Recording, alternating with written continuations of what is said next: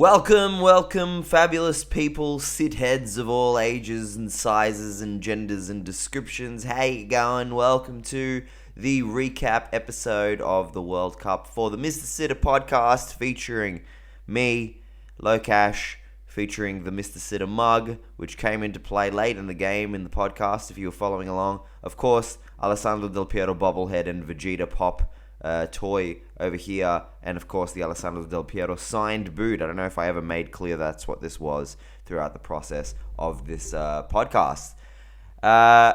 Thanks for joining me here today for this episode. I promise to have a little bit more energy than yesterday, but not by a glaring amount, because I got to admit I got a good night's sleep last night for the first time in I don't know how fucking long, and it's made me lethargic. I feel weird. This isn't right.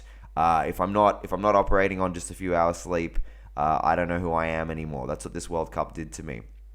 I watched 64 fucking games live of football in this World Cup. Who has that kind of time? Me. I had that kind of time. And I enjoyed every single moment of it. I hope you guys enjoyed every single moment of it. Today, we are going to do the postpartum on the World Cup. We are going to extrapolate on everything that occurred in the tournament, and we're gonna give our opinions. Me and these guys. We're gonna give our opinions on what happened and what it means for football moving forward, or what it means for me and my life, what it could mean for you and your lives, what it means for FIFA, what it means for the Middle East, what it means for Africa, what it means for Argentina, what it means for everyone. So let's before we get started on the proper appraisal of the tournament, a couple of things.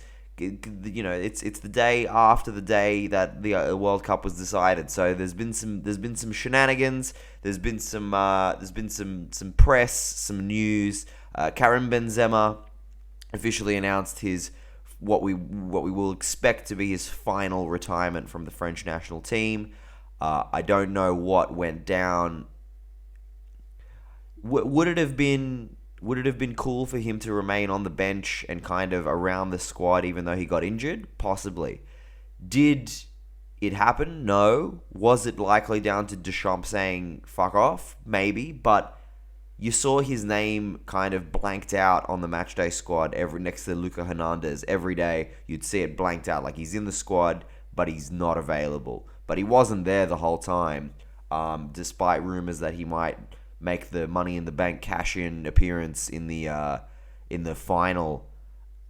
He retires, having had possibly one of the most disappointing international careers for a top-level player, certainly in my lifetime. He obviously had that big scandal that saw him miss out on being in the squads from 2016 to 2018. He was brought back into the fold recently and then copped a very, very unfortunate injury. He didn't make this tournament. Would France have won the tournament with him in it?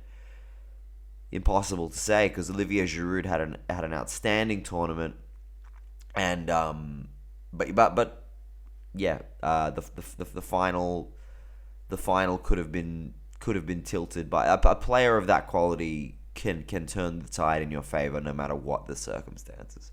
So we send off Karim Benzema on international football with a lot of unanswered questions and a lot of disappointment.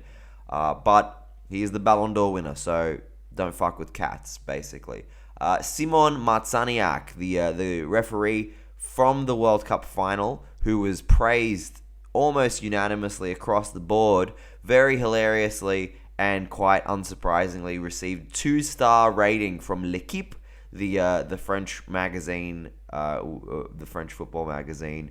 I don't think they like him in France, but he gave more penalties to France than he did Argentina. So what you gonna do, boys and girls? All of the penalties were I think quite obvious penalties anyway. So he did a fantastic job. So they rated him 2. They didn't even give ratings to Olivier Giroud and Ousmane Dembele, who both played 44 minutes of the match, which, given the context of how long the entire thing went for, isn't that much. You know, that's a pretty decent proportion of a normal football match. As we know, previous to this World Cup, normal football matches went for about 90 minutes. Now, give or take the 11 to 50 minutes of injury time that we have come to expect from football matches.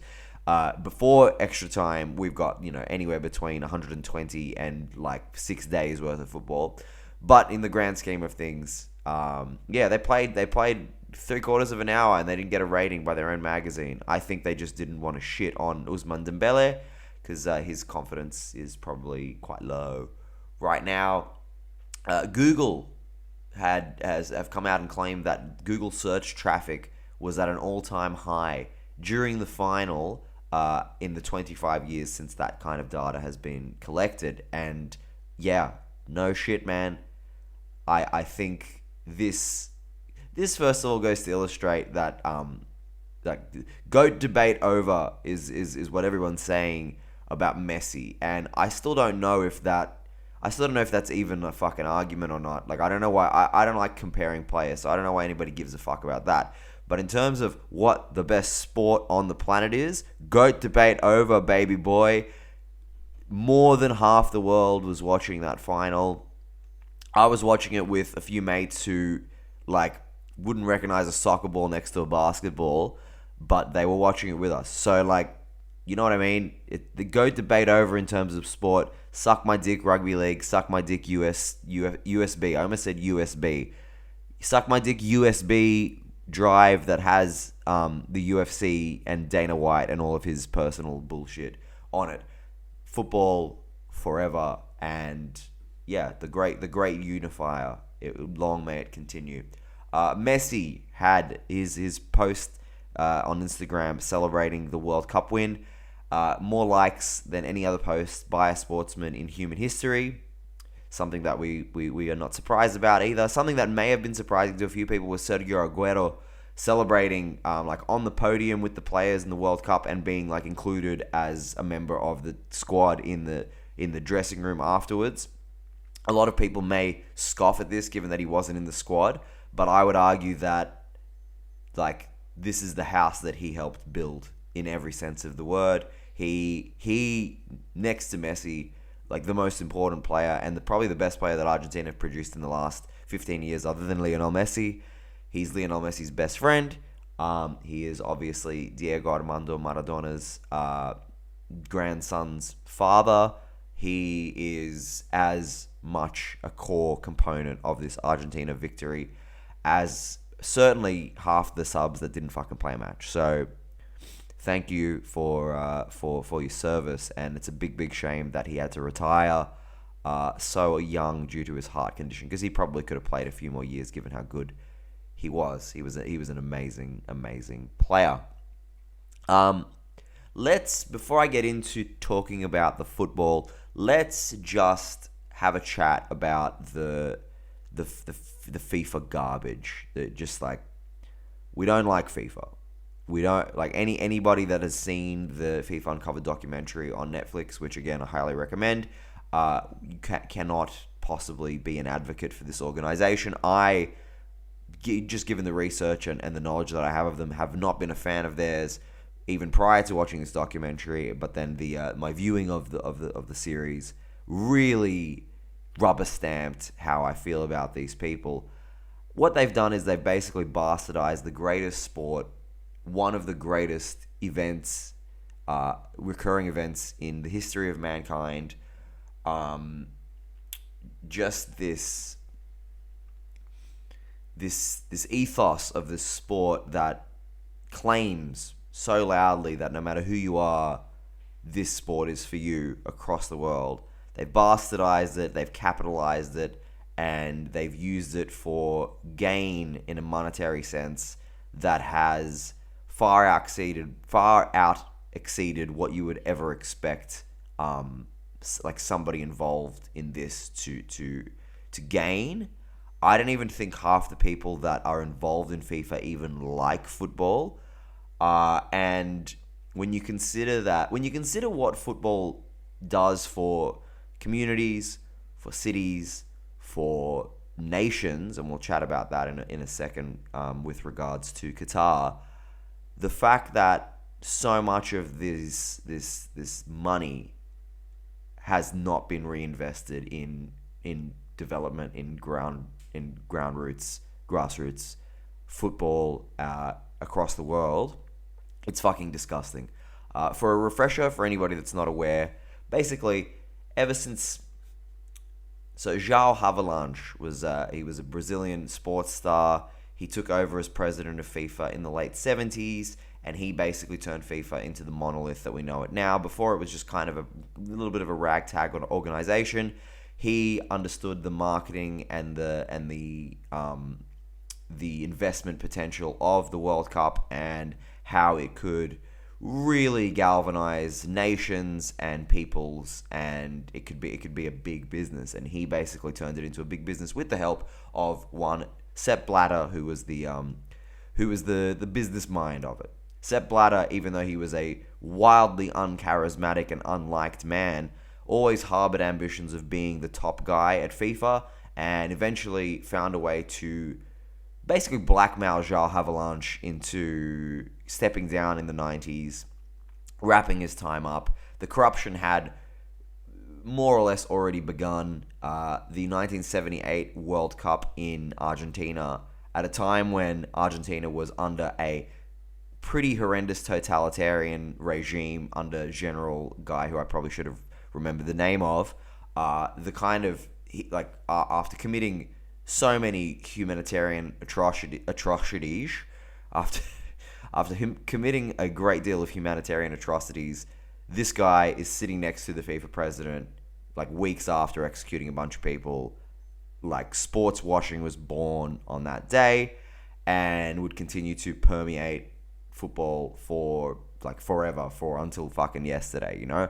And then Sepp Blatter, taking advantage of the fact that a lot of people knew about this corruption, basically blackmailed João Havelange into, like, you got to step down, and he won the election in 1998 to be the new FIFA president against all odds.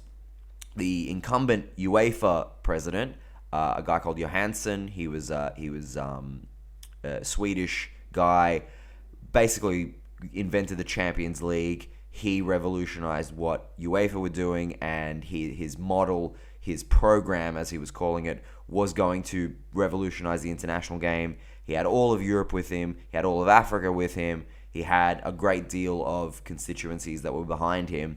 Sepp Blatter, very wisely, had the CONCACAF nations with him. He had Jack Warner, who was the Trinidad guy, who basically galvanized the entire CONCACAF region, which, even though it's tiny and has countries which have never produced anything in global football, there's so many countries that it's a powerful voting market. So he had them, and then he managed to get in the ear of a bunch of the African Confederation members by promising to bring the World Cup to Africa, which he eventually did. And so he won, and his reign of terror would last until 2015, where basically the FBI ripped it apart. He was never actually indicted. He was banned along with Michel Platini for one particular payment that was made of 2 million euros that was kind of unaccounted for, and him and Platini have been banned from football administration for a very long time. But the FIFA investigation somehow didn't get him.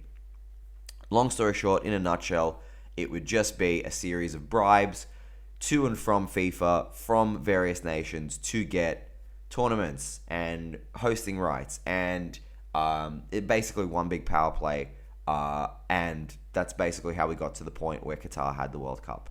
For the first time ever, they double parked in 2009, and they announced that they were going to reveal the hosts of the 2018 World Cup and the 2022 World Cup simultaneously, which had never happened before, as a almost way too transparent way of making sure that all of these FIFA executives, who probably wouldn't last that long, would get one last double payday before they retired from FIFA, which just created a total fucking administrative shit show. And Sepp Blatter actually didn't want the World Cup to be in Qatar, but he just got overrun by all of the people that he had in his pocket before, going into business for themselves and accepting Qatar's money. And Qatar, since 2005, have been trying to just ball up as much cash as possible and hurl it through the window of the best sport in the world. And they've essentially succeeded here, because this is where we're at. We just finished the Qatar World Cup. As much as the nation's stance on general human rights, LGBT plus rights, and privileges in the country, and the allowance of those kind of freedoms, and of course the migrant working conditions, which were just kind of the norm in this country for a long time before the World Cup. So it's like the World Cup didn't invent the migrant worker horrible situation, the kind of indentured servitude horrors that people that have moved to that country for work have experienced. That just exacerbated it and made it seen on a world stage, because the new job in Qatar is building the stadium, for example. From various accounts, this situation actually improved by the World Cup having been there. It took a long time, and it took a lot of people screaming about it, but supposedly it's a bit better. I mean, that would be the company line that would be towed, but supposedly it is better, which is great. And I'm not being a shill here. I'm just trying to play devil's advocate. I can't see a situation in which just the eyes being on the nation and, the feel-good factor of the World Cup being in your country haven't improved Qatar just as a Dr. Evil fucking presence in the world. And yes, it's one of the clearest examples of a sports washing competition as ever. Russia was as well. This is possibly even worse, and let's hope that Qatar aren't the world's global villain in 4 years and aren't even spoken about the way Russia are. It's really quite sad to see the fact that the nation that hosted the last World Cup is now like he who must not be named, But nonetheless, we are here. We are a football-loving people, and what you cannot deny about Qatar is that the nation produced one of the best World Cups of all time, and I cannot understate that. The tournament, there were no infrastructural issues. There were no like horrendous humanitarian things that happened. We had a death of a very prominent American football journalist. It doesn't seem like the death came under any foul circumstances. If it did, hey, kudos to them. They found a great way to assassinate somebody without making it seem like it was the case. And the football just got better and better and better. My personal aversion to giving this World Cup any kind of credit led me to, after the first round of group stage matches, say, oh, football hasn't been good, blah, blah, blah, blah, blah. And I was right, but mostly because the teams were trepidatious in as far as not getting knocked out early. From there, the stakes were raised level by level by level, exponentially, round by round by round, and like the group stage just got better and better. The final matches in the group stage were so amazingly dramatic, so high stakes, and so we saw such good football, and it ended with the likes of Australia, Japan, South Korea, Morocco, Croatia all qualify in certainly uncertain circumstances before those matches started. The amount of dead rubbers was almost nil, and it was excellent. And it makes you again question the wisdom of FIFA, because whether we like it or not, in 2026 there are going to be 48 teams in the World Cup, which means the even split of half the teams go through, half of them don't go through from the group stage is not going to be there. The initial plan was for them to have groups of 3 instead of groups of 4, where only one team is eliminated. I don't think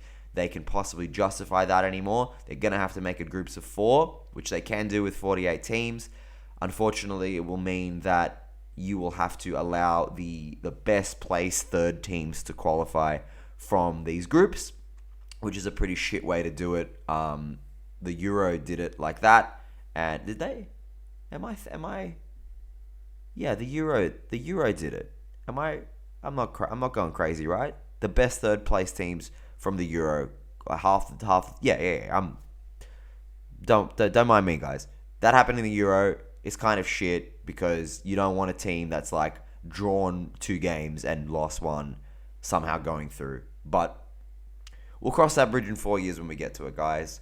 And then like from there on, from the group stage, the round of 16 games were a little bit predictable in the early phases. We still had great games, but then the last match day was like Morocco knocking out Spain, loved it, and then Brazil absolutely mopping the floor with South Korea as a faux signal of intent moving forward. And then quarterfinals were amazing, semifinals were amazing, and the final was like the best game of football of all fucking time. So kudos, hats off to Qatar. They did it. They did a great job.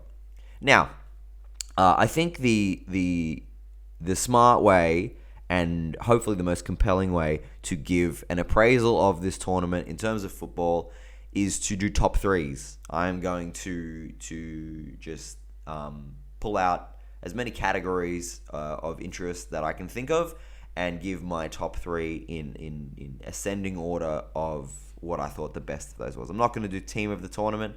Decided against that for a couple of reasons. First of all, I didn't think there was a good left back in the whole tournament.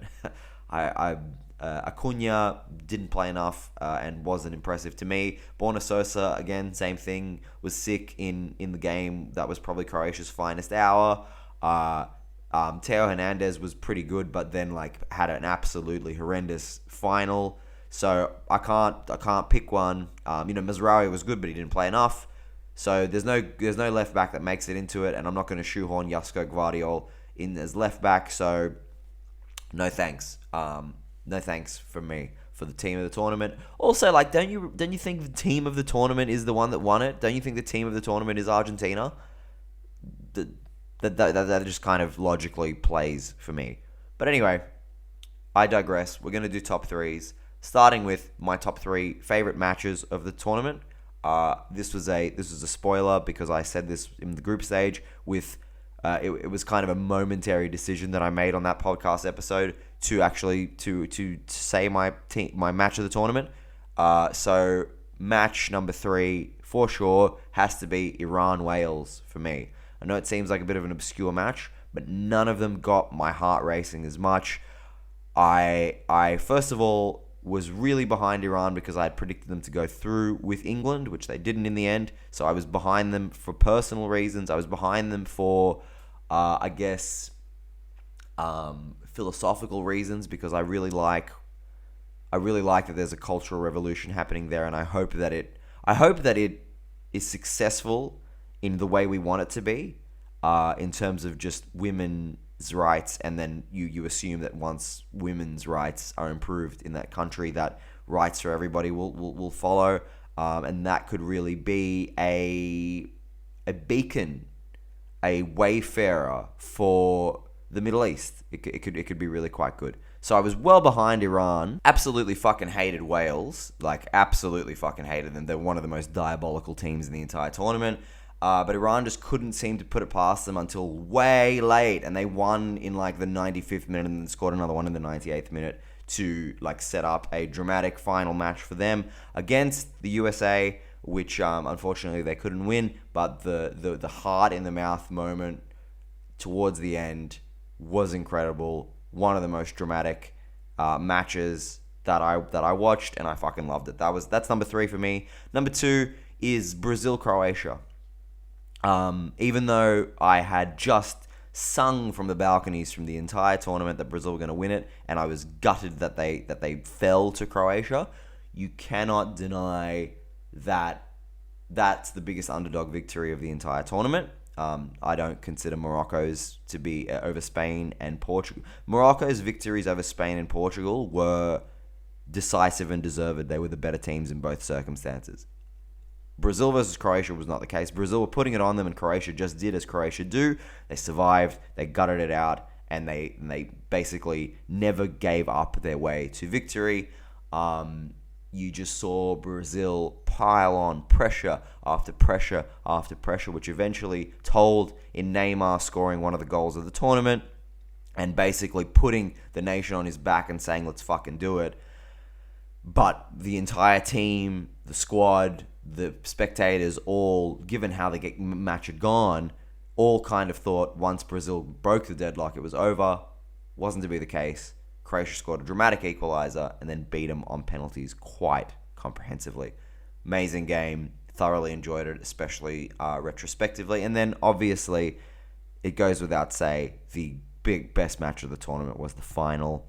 Like there were like 4 different self-contained matches within the one match. I'm talking from the penalties to the first 70 minutes to the last 20 minutes of the match to extra time, the first half, which was a lot cagier than we were expecting it to be, to the second half of extra time, in which both teams just went for the jugular so as to not basically send it to the dice roll that is the penalty shootout. It was incredible. It was dramatic. The right team won, and to be sent on such a roller coaster of emotions, and then to have it end cathartically with Argentina winning. This is just me talking personally.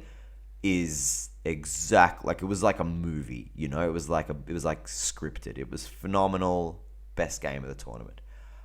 Funniest moments. My top 3 funniest moments from the tournament, because this is still, and it will morph back into being a comedy football podcast after this episode, but I still need to pay homage to some of the funniest moments of the tournament.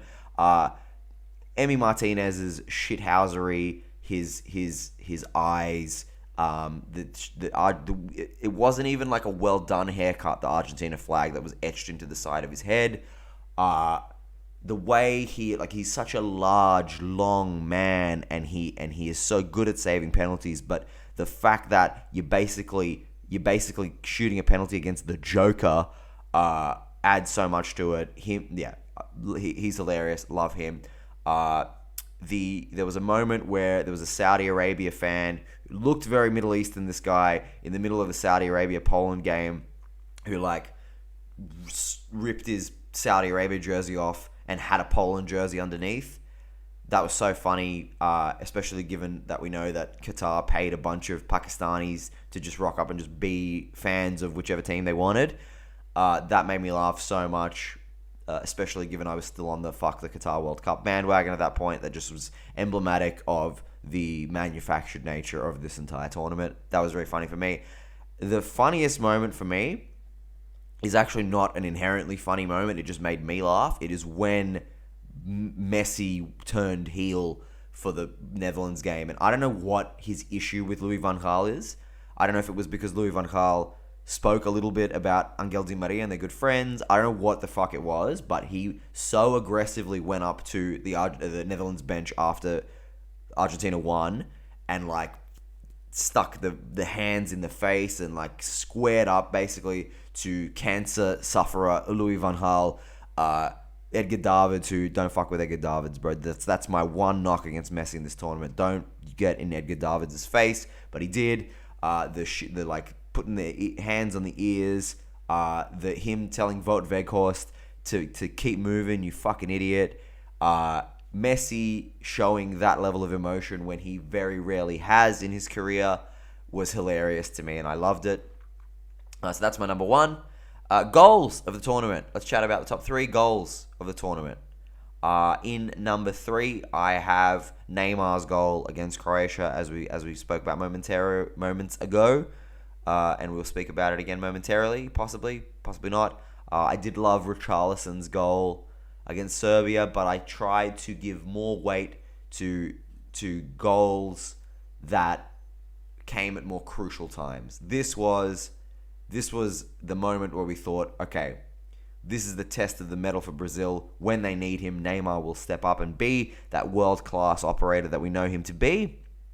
And ultimately, he scored an amazing solo goal. And yeah, I think you'll see from these goals what kind of goals I prefer. So that's number 2. That's number 3 for me. Number 2 is Angel Di Maria's goal. That was the 2-0 in the final. An absolutely slick is the only way to describe it, or the best way. Lionel Messi, outside of the foot pass, to an on-rushing Julian Alvarez. Second time pass through for Alexis McAllister. First time sumptuous curling through ball for Di Maria. first time finish, absolutely scintillating, perfect, and scored quite soon after the penalty that Messi put 1-0 up Argentina, and that was like, oh fuck, like France are not ready for Argentina. They've gone 2-0 up. This could be a fucking hammering here. Loved the moment, loved the goal. Number one, this may come as a surprise to a lot of people, but my favorite goal of the tournament, and it could be recency bias, but it's Kylian Mbappe's non-penalty in this game. Scored 128 seconds after he scored the penalty. It was the moment that made you go, we have preemptively foretold the ending of the script of this match, and this is going to be something way different than we thought it was going to be. It was at the moment that we all knew that we were on to something absolutely special. It was 2-2. The celebration was amazing. You know, Mbappe usually has a little bit of a muted kind of like, yeah, I'm the fucking man celebration, but in this one he was like, he was fully celebrated. And then the goal itself, apart from the moment and the context, the goal itself was like, he picked it up, he received the ball from Rabiot's quite underrated pass. Like, go and watch the goal, watch Rabiot's pass, the loft, the accuracy, it was great. He plays it to Thuram. Thuram has the wherewithal to play it over the top, and then Emi Martinez did get a hand to this volley, but the anger that Mbappe hit it with, the sense of purpose, the determination, made it absolutely unstoppable. Goal of the tournament for me, a moment that had France won, I think a lot of people expressed disdain for France in the lead up, mostly because of how they play, Deschamps' style, how they basically like tournament football survive their way by just having the best players and, you know, having them do their thing to get them through. And I would tend to agree with that. And also the fact that everybody wanted Messi and Argentina to win, blah, blah, blah. But I think, given the way the final went, had France actually won, I don't think a great deal of people would have been, maybe not disappointed, but upset, you know? Because they played, when they turned it on, they did great. There's the circumstances around their illness of the players.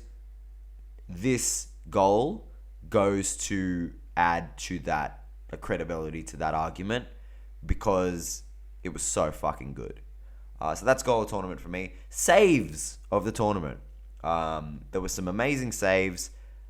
I don't know, like, this is another reason why I didn't want to do team of the tournament, because the goalkeeper of the tournament to me is extraordinarily obvious. But I think it was a really good tournament for goalkeepers. You had the likes of Szczesny, you had the likes of Livakovic, you had the likes of Bunu, you had the likes of what's his name? Noppert for the Netherlands, just coming out of nowhere and being absolutely sound.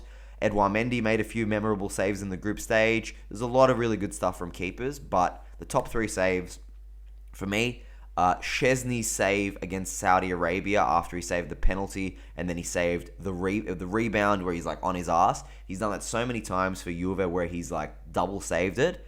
That was absolutely astonishing. In terms of pure technical prowess, that's save of the tournament, but unfortunately it coming in the group stage means that it is not as good for me as these other two. Second one is Hugo Lloris in the semi-final. The overhead kick from the Moroccan defender, which was just the most beautifully struck overhead kick I've seen in a long time. The ball looked like it was definitely going in. Lloris sprung to his bottom right and made the save. It was such a good save that I thought that the shot actually hit the post in real time, but it was just that perfect pinpoint of a save that, yeah, absolutely amazing. But there could be no more important save than Emi Martinez's almost last second had, they're not counter-attacked, and then Lautaro missed the header. Save with his foot on Colomouani in the dying embers of extra time of the final. There's no way to overstate this. Had he not made that save, Argentina lose the World Cup. So absolutely save of the tournament. Managers or coach.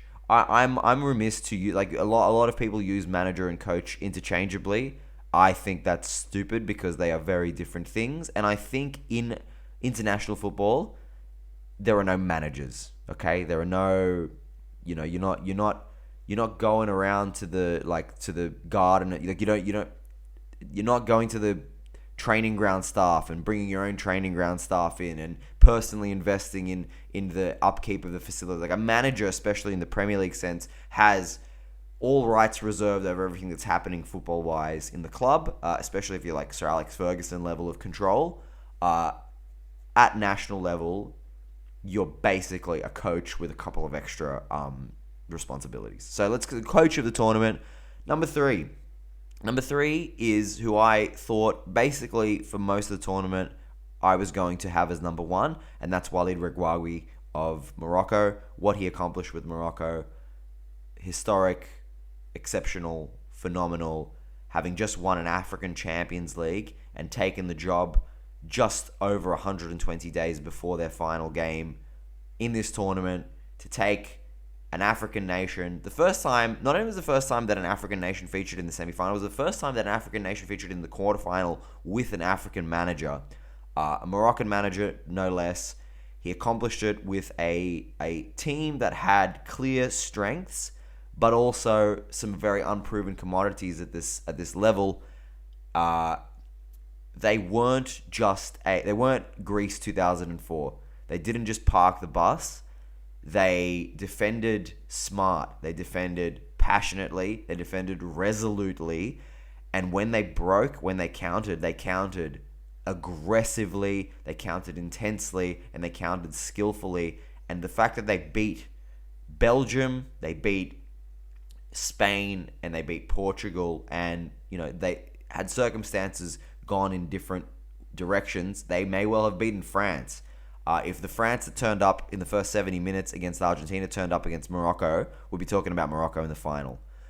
So full credit to Regragui, but I just put Zlatko Dalic ahead of him, and I'll tell you why. I think given the options that both coaches had, I think Dalic did better with the tools that he was given, because Morocco's youth and energy and hunger compared to Croatia have got at the top end. I think you'd say that the likes of Modric, Gvardiol, Kovacic, and Brozovic, and to a lesser... No, I think Bunu was better than Livakovic, sorry. So, yeah, at the top end, Dalic had better players to work with, but perhaps more limited players, and that's the reason why I give Dalic the edge here, because I think he tactically had more limited options. Regragui had a much more, young and energetic team. And additionally, the top-end players in the Croatia team have already sort of been there, done that. The Modric, they already made the World Cup final. Presumably it wasn't getting any better for them. So in terms of motivation, I just think that Zlatko Dalic had a much harder job. And in both making it further than Morocco, knocking out Brazil, but also making back-to-back second and third place finishes. We've spoken about Croatia, 4 million people, blah blah blah, but to have done it twice, and this time around with a nowhere near as good team, Dalic he's the man. I'm not sure how he'd go. Regragui, I harbor ambition to see him at club level and see what he could do, because having won the African Champions League, you kind of know the qualities there. Dalic is a bit of an unknown quantity, and I wonder how long he'll continue at Croatia. But he's number 2, and then number 1, it has to be Lionel Scaloni, the winner of the World Cup, having been a cut price option after Sampaoli was relieved of his duties after the last World Cup. He has come in, he has won Copa America, he has won the World Cup, he lost in the opening game to Saudi Arabia, managed to still galvanize the motivation and the unity and the team spirit. and made tactical tweaks all throughout the tournament. He was not rigid. He was not stodgy in how he was setting up his team. He went different formations, different personnel depending on who the opponent was. And it yielded a World Cup victory for him in the final over a coach who has already won a World Cup and has been a vastly successful coach. Shout out to Didier Deschamps as well, who I've spoken a lot of shit about, and a lot of other people have spoken shit about. But in this World Cup, it was a masterclass on his part. The way that they managed the tournament despite the injuries and made it all the way to the final, and honestly, within moments of winning the entire World Cup for the second time, you got to take the hat off to him. But yeah, Scaloni is the coach of the tournament for me. Let's go with disappointing players. The top 3 most disappointing players for me. I'll start with Kevin De Bruyne. Kevin De Bruyne, you look at Belgium and the golden generation more or less looks over the hill, but I still thought that they could do some damage. I thought that they were going to qualify ahead of Croatia. I thought purely because even though Lukaku wasn't fit, they've got some energetic young players in there, the likes of Doku and Leandro Trossard, who admittedly isn't that young. And then you've got Kevin De Bruyne, who has been having a really good season at Man City and is one of those players that's so precocious that he can just turn it on at any given point. Unfortunately, he didn't turn it on at any point at all in this tournament. And it's one of those situations where you get to watch one of the best players in the world just not show up at a World Cup. That's always disappointing. Number 2 for me, Sergej Milinkovic-Savic, a player that I have showered with shit in the group stage appraisal. He was played as an attacker or as a winger or as some weird hybrid. It's not his position. Having said that, though, the guy, I can't call him a kid. He's only a couple of years younger than me. The guy's a stallion. He's a beast. There's nothing that he can't do in midfield. He can attack. He can defend. He can do absolutely everything. And Serbia were extraordinarily disappointing. And for me, he was the symbol of them because he is their best player. And having watched him in Serie A for the last 6 years, like he's a monster, and he didn't show up, and that was disappointing. And speaking of having watched him in Serie A, and them disappointing me, this might come as a shock, but my most disappointing player of the entire tournament is Lautaro Martinez. Yes, he walks away with a winner's medal. Yes, he walks away with the World Cup. But I thought if Argentina weren't going to do any damage in this World Cup, it would be because of Lautaro's partnership with Lionel Messi. He was usurped. Julian Alvarez now and basically forever has his spot. Julian Alvarez is going to be the number 9.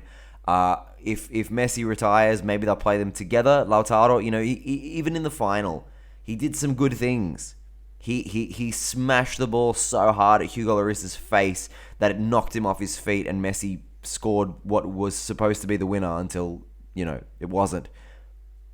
But he also missed 2 very, very easy chances. And now he's got the Higuain appellation, which pisses me off as well, because Higuain is one of the best strikers, one of the best number 9s of the last 15 years. Yet he is permanently maligned for big misses in World Cup tournaments, which is it's such a non-starter as a data set of how good a player is, how well they perform when the immense pressure of their entire nation and the world watching them over the span of just 3 weeks is on.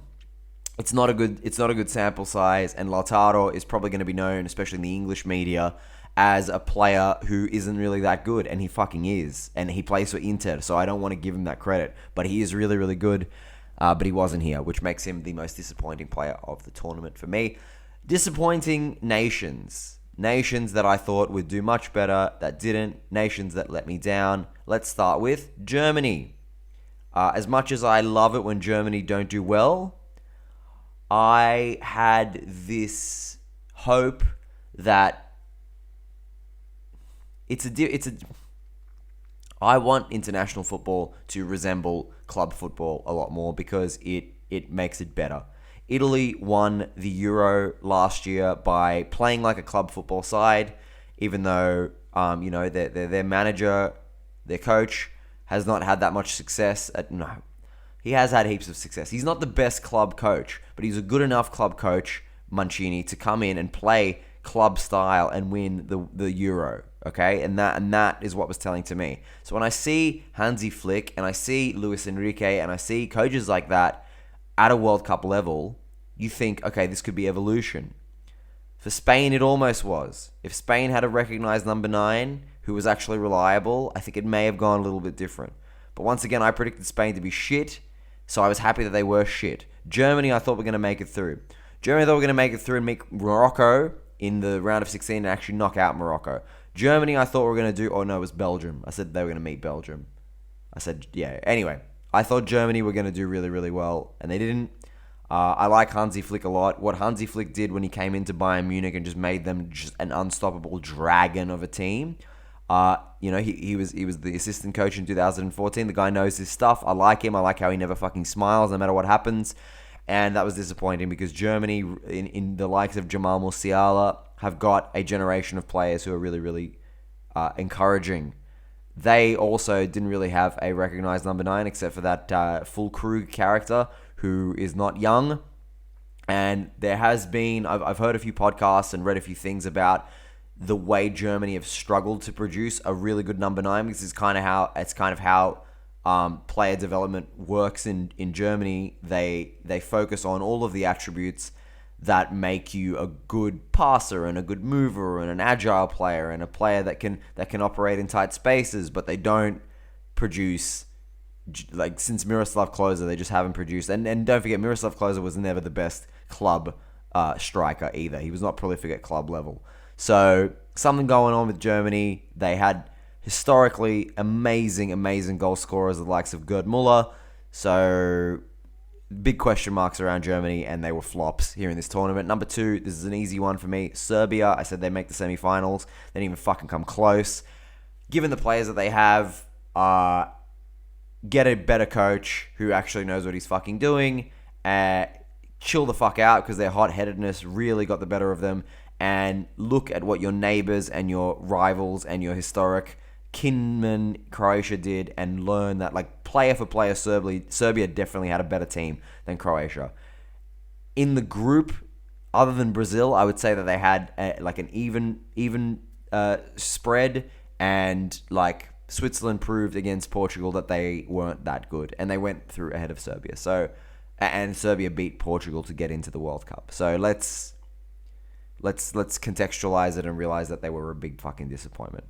And I cannot deny that the biggest disappointment team-wise of the tournament is, of course, Brazil, because it seemed to everybody that they were the champions-elect from the beginning. They seemed confident, they seemed slick, they seemed smart, and they walked away with nothing because they were arrogant, and they lost to Croatia, who outsmarted them and out-wilied them.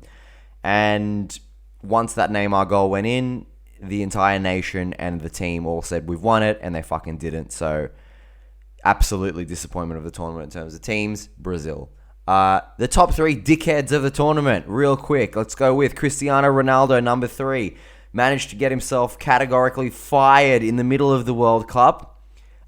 Clearly, Portugal were a better team without him. Spat the dummy when he got taken off against South Korea. And basically did absolutely nothing in the tournament other than scoring a penalty. Did he get another goal? No. His hair wasn't quite long enough for him to be able to claim the Bruno Fernandes cross. And when you look at what Messi did in this tournament, when you look at what Mbappe did in this tournament, when you look at what even Neymar did in certain points of this tournament, you really understand that this guy is starting to properly tarnish his legacy, and he needs to howl at the moon one last time before packing it in. Wolf. Canada's coach, John Herdman, is number 2, dickhead of the tournament, purely because he talked shit and got hit, man. He said, we're going to F Croatia. You don't want to piss off the Crows, man. They got F'd. And then number 1 dickhead in the tournament was Antonio Lajos, the referee for the Netherlands-Argentina game, who basically made it all about himself and actually has priors in La Liga of doing this. So Lajos got sent home after the tournament. After that match from the tournament, because he had just such a terrible performance in that match, and we were not going to miss him. Dickhead of the tournament. Surprise players of the tournament. Number 3 for me is Ritsu Doan of Japan. I knew Japan had really, really good players coming into it. I hadn't seen very much of Ritsu Doan. I'd heard of him. He moved from PSV to Freiburg. I wouldn't be surprised to see him get an even better move later on down the track, because he has everything that all of the Japanese players are known for. He's technical, he's fast, he's skillful, he can operate in tight spaces. But what he can do that the rest of them couldn't do was properly hold the ball up. He's a bit shorter than the rest of them. He's strong. Low center of gravity. I thoroughly enjoyed him. He could play on the right or left wing. Made an impact every single game that he came on. And it was a shame to see him and Japan go out so early. Number 2 is, of course, Julian Alvarez. Was not expecting him to be one of the stars of the tournament. If I did do a team 11 of the entire tournament, he's my number 9. Scored a number of goals, was the perfect complement to Lionel Messi, and he hasn't played enough for Man City this season for us to see how good he is. He's not just an extraordinary skillful player. He's just got everything. He's got that motor. He's got that dogged determination that we just love to see. And I actually hope that he doesn't stay at Man City for a long, long time, because he's going to be stifled by Pep Guardiola's tactics, and he's going to be stifled by being shoved right under the shadow of Erling Haaland. So let's hope he moves on. And number 1, we've got Unahi, the midfielder for Morocco, who plays for Angers for who knows how long now. I put him at number 1 because he does not, from watching him for this entire tournament, he does not look like the sort of flash in the pan, only good in a tournament for a certain set of circumstances player. He will actually have a really big future. He was crucial in certain moments. He was everything Milinkovic-Savic couldn't be. He was fast, he was strong, he was skillful, he was decisive. And he was one of those all-action looking midfielders that you just love. Tall, young, graceful on the ball. Nothing more to say. He was my surprise of the tournament. And my top 3 players of the tournament in order. Number 3, I have to give it to Emiliano Martinez. Conceded 2 goals as Argentina lost to Saudi Arabia. And he just determined from there to not let fucking anything past him. Yes, he conceded goals moving forward. The best goals that he conceded in the tournament, he actually got a hand to in almost every case. Mbappe's first penalty, he got a hand to. He got a hand to Mbappe's penalty in the shootout. He's so good in penalty shootouts. And crucially, he is such a memorable character. Like, I know he's a bit of a fuckhead. I know his shithousery can annoy a lot of people. I personally absolutely love it. The little shimmy that he did. He does a little shimmy in the penalty shootout when Tchouaméni missed. It wasn't like a gloating that he saved it. He did a shimmy when Tchouaméni just missed the goal. Although he went the right way and he absolutely would have gotten it, he did a little shimmy, and then of course he does the thing right in front of the sheikh on the stage where he puts the golden glove on his dick. He's just an event, this guy. I love him. He's my 3rd best player of the tournament. Number 2 is Antoine Griezmann. Not a lot needs to be said more about him. He converted himself into a number 10, almost a number 8, was absolutely everywhere in midfield. Unfortunately, didn't have the best final, but in the lead up to the final, he was France's best player and a true renaissance for a guy who has only been allowed to play like half an hour of football every game for Atletico because they're cheapskates and they don't want to outright buy him from Barcelona. But as a guy I've always never quite gotten what position he plays. I've never quite understood what he is. I've always known he's a fantastic footballer, but he's never been a number 9. He's never been a real number 10. He's never been a real winger. I've never quite understood what he is. He's an 8. He clearly can play as an 8, and he may have a future there, even though he is the wrong side of 30. Second best player, and then obviously the number 1, the player of this entire tournament, the guy who this has been about from the beginning, is Lionel Messi. The GOAT. GOAT debate over? Yeah. I know that I said I don't like ranking players at the start, like ranking them against each other, but this is in terms of the mileage of how impressed I was by the players in this tournament. Messi was the GOAT. He was almost the top scorer of the tournament, had Mbappe not decided to just rock up, and he won the World Cup. He had his moments, that we'll never forget, and he won the World Cup. So he's the player of this tournament. And he wore the bisht. He wore the bisht. That's what it's called. That long dress vest thing that he was given. It's traditional Qatari garb that is worn when celebrating. So they made him wear the bisht, is what it's called. Yesterday I said it was a weird dress thing. I'm sorry for being disrespectful to anybody. It's just what I do. But I did research it, and it is called a bisht. So he wore the bisht, and sounds like a bastardized like Sicilian thing. Anyway, you guys don't know about that. Only I know about that. That's it. That's my recap of this World Cup. It was, if I had to do my World Cup rankings all over again, an episode that you should really check out was the second episode of Mr. Sitter before the World Cup, whereby I ranked all of the World Cups that have taken place in my lifetime. This one that I just watched slots right in at number 2, behind 2006, which I don't think I'll ever get over for a number of reasons that I would imagine are exceedingly obvious. But Qatar 2022 stands right next to 2006. This was amazing. It had a winner that I think everybody can be satisfied with. Even the French, having made it all the way to the final, I think they can be thrilled to have done it. And the French team in another 4 years is going to be like, they'll probably make the next final too. You know, their team may get even better now. So they leave with their heads held high. It was so hard to do dickheads and disappointments of this tournament because most teams left the tournament with their head held high. At least that I expected. You know, I was not expecting anything from Spain. They can be disappointed in themselves. I wouldn't be if I was them. Like, you did as much as I thought you were going to do. Portugal perhaps as well, but Portugal really, they've gotten rid of one giant plank of dead wood in Fernando Santos leaving, and now that other really handsome, really Botoxed plank of dead wood may stick around for the next Euros. If Jose Mourinho does come in as the manager of Portugal, then I would just not pick Ronaldo. Don't know how that might go down in the country, but I think even after this performance, the erstwhile unemployed Ronaldo doesn't want to tarnish his reputation anymore, because I think even the Portuguese might turn on him. But that's a conversation for a different day, guys. I would love to hear all of your thoughts on this. I would love to hear if I'm an idiot, you know, if I'm wrong, if my football IQ is plummeting by the day, even though I don't play football anymore.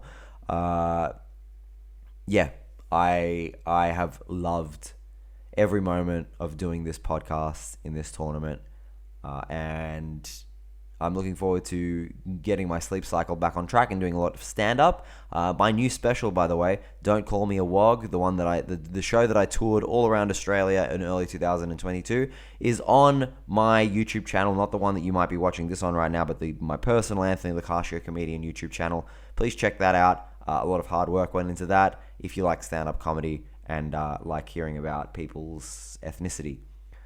I'm going to be doing this podcast moving forward, as I've mentioned multiple times, and send in suggestions for funny moments, funny people in football, and we are going to cover them weekly moving forward. And if the podcast continues to build traction and to build an audience, then I may release more than one episode a week moving forward. So make sure you tell your friends. Make sure you tell your friends that this is a fun little thing to watch, to listen to. Make sure you tell them that at some point, you know, we all may be fathers and mothers, and we may all have female children, and the most important thing to do in conjunction with watching football is to raise those female children with dignity, with grace, and with success. So I will leave this World Cup rally on one note: raise your daughters. Thank you for being with me.